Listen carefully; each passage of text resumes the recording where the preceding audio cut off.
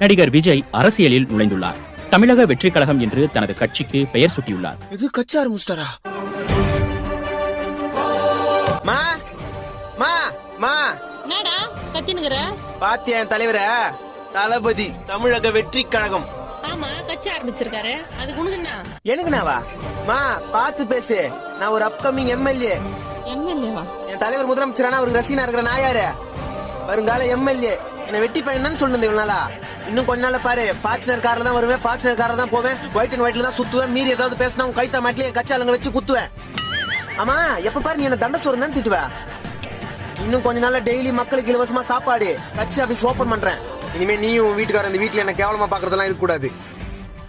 பட்டா டேய் டேய் எங்கடா போற? பிரச்சாரத்துக்கு. டேய் இருடா, அவங்க நீ தான கட்சி பேர் அறிவிச்சிருக்காங்க.